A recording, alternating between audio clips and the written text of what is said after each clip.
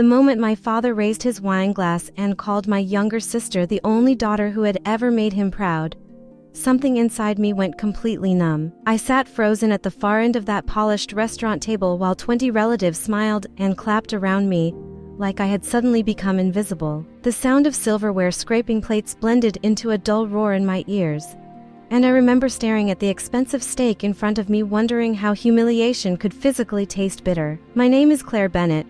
I am 32 years old, and this is the story of how the family that spent years treating me like a failure ended up working for me without even realizing it until it was too late. The dinner was supposed to celebrate my sister Vanessa getting promoted to executive vice president at a company called Hartwell & Reed. My father had rented out a private room in one of the most expensive restaurants in Chicago, just so he could show her off like a trophy. Crystal chandeliers glowed overhead, while waiters in white gloves floated between tables pouring wine that probably cost more than my first apartment rent. Vanessa sat beside our father, wearing a cream-colored designer dress and a smile so rehearsed it looked painted on.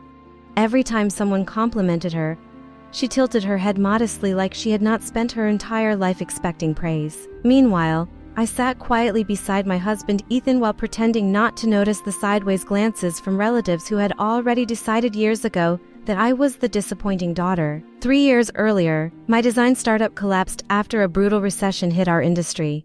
Investors backed out, projects disappeared overnight, and I lost almost everything. My father never let me forget it. In his eyes, one failure erased every talent I ever had. He used to tell people Vanessa inherited his intelligence while I inherited my mother's emotions. I still remember hearing him whisper at my wedding that Ethan was beneath our family because he came from a middle-class background instead of old money. As dessert arrived, my father stood and tapped his fork against his glass for attention. The entire room quieted immediately because people had spent decades conditioning themselves to orbit around his approval. He smiled toward Vanessa with pride glowing all over his face. Tonight, we celebrate the daughter who truly carried this family name forward, the successful one. Several relatives laughed softly while raising their glasses. I saw my mother lower her eyes toward her lap, pretending not to hear how cruel the statement sounded. Vanessa gave a fake embarrassed laugh before turning toward me with that familiar expression she always wore whenever she wanted to remind me of my place. She leaned forward slightly and asked in a sugary voice if I was still doing freelance work from home. A few cousins smirked behind their wine glasses.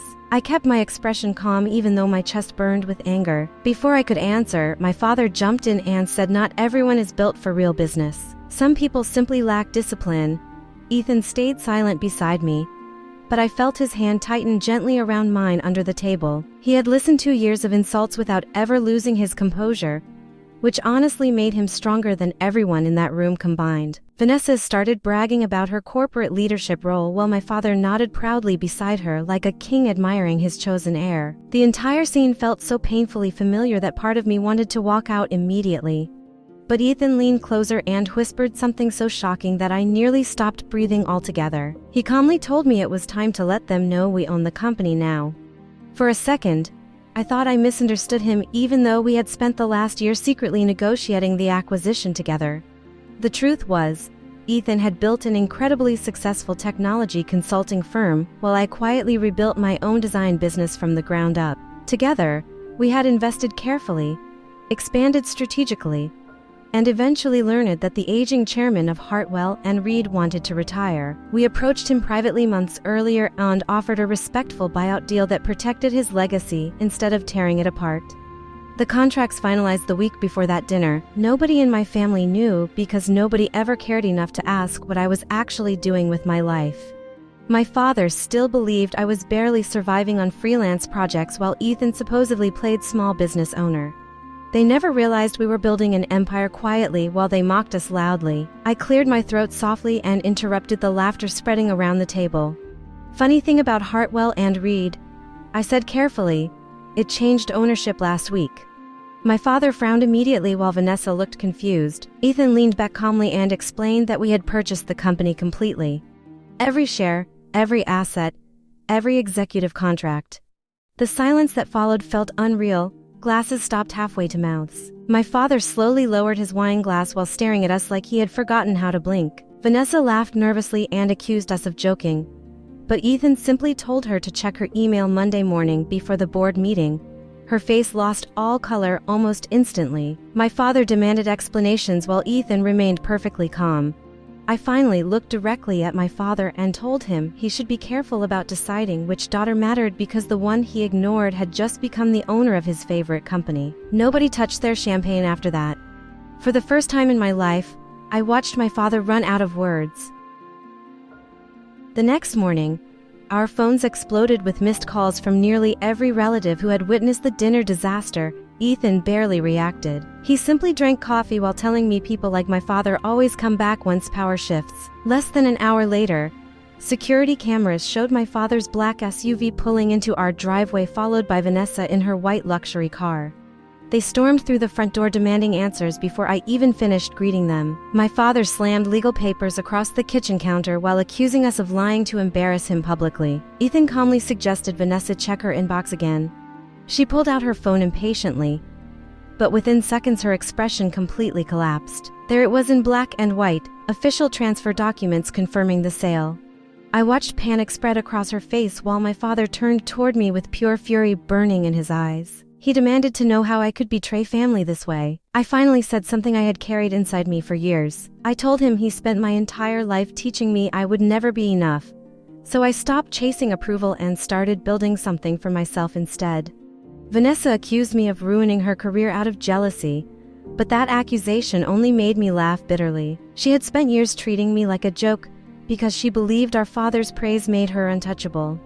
The truth was she built her confidence entirely on being favored while I learned how to survive rejection. A few days later, Ethan and I attended our first board meeting as majority owners. The atmosphere inside the glass executive conference room was tense enough to crack.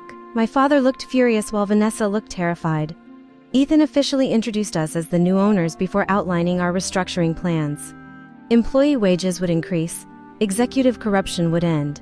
Internal favoritism would be investigated. Several board members looked visibly relieved hearing someone finally address the company problems everyone had ignored for years. My father exploded halfway through the meeting and demanded to know whether we planned to fire him and Vanessa immediately.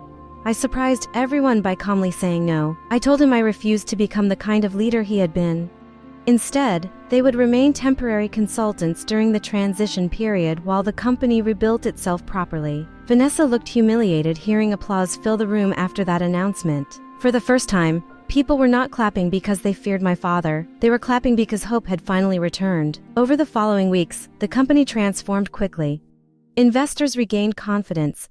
Employees stopped looking exhausted and miserable. News outlets praised the leadership change while reporters constantly requested interviews. But success made Vanessa even more bitter. One night she called me anonymously just to accuse me of stealing the life she deserved. I calmly reminded her that respect cannot be inherited forever. Eventually, people notice whether someone actually earned it. A few days later, fake accusations suddenly exploded online claiming our company acquisition involved fraud and illegal deals. Vanessa had secretly used old media connections to spread manipulated stories hoping public pressure would destroy us. Instead of panicking, Ethan and I organized a live press conference. We released every legal document publicly alongside testimony from the former chairman himself explaining exactly why he chose us. The truth spread faster than the lies. By the end of the day, reporters were questioning Vanessa instead. I spotted her standing in the back of the press room wearing oversized sunglasses while cameras flashed around us. She slipped out quietly before anyone could confront her. That moment felt strangely sad instead of satisfying. I realized I no longer needed revenge because I had already won something far more valuable: peace. A month later, my mother finally left my father after decades of emotional control. Vanessa accepted a lower position at another company far away from the spotlight she once worshipped. My father retired alone to a lake house outside the city where, according to relatives, he spends most evenings drinking quietly on the porch staring at the water. As for me, Ethan eventually gave me the deed to a brand new office building under my own company name. Not my father's company, not Vanessa's shadow. Mine. Sometimes I still think about that dinner and the moment my father called someone else his real daughter. Funny enough, those words used to hurt me deeply. Now they remind me of something powerful. The people who underestimate you often become the same people forced to watch you rise without them.